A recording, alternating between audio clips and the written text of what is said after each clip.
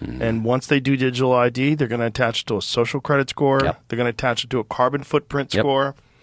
And then they'll be able to control your movement and control you entirely. And most importantly, they've already arrested 12,000 people I for saw social that. media posts. That's insane. Above and beyond every other country, way above Russia. Russia was like 400 last year. The UK is 12,000.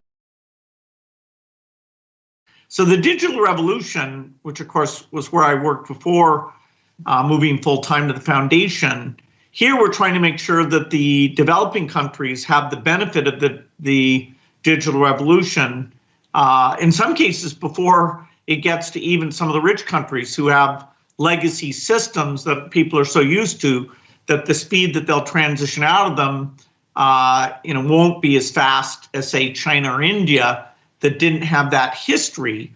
And so it's really learning what worked in China and India, and now making it easy for even smaller countries to do this, working with a lot of partners, including the World Bank, African Development Bank, many of them. So private sector will help these central banks create these systems, but moreover, the phone companies, the banks, and the entrepreneurs will build applications that use these financial capabilities.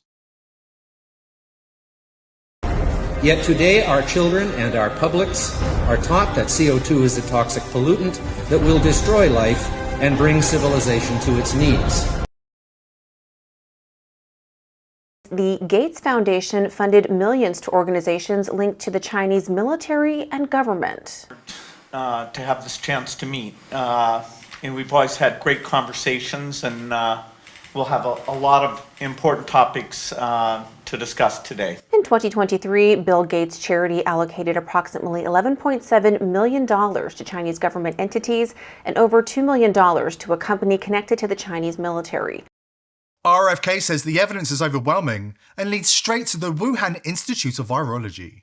For years, the foundation has waged a quiet war against the American people, and now the walls are closing in. According to RFK, they finally have enough to put Bill Gates behind bars. And with Trump's approval, this probe is only the beginning. And now Gates is scrambling, desperate to rewrite history and cover his tracks. He's already walked back his decades-long climate crusade, admitting he was wrong all along. Watch the globalist kingpin backtrack, the mask slipping as he finally realises his freedom is now on the line. In 2018, he was untouchable, plotting his grand plandemic and dreaming of a technocratic future.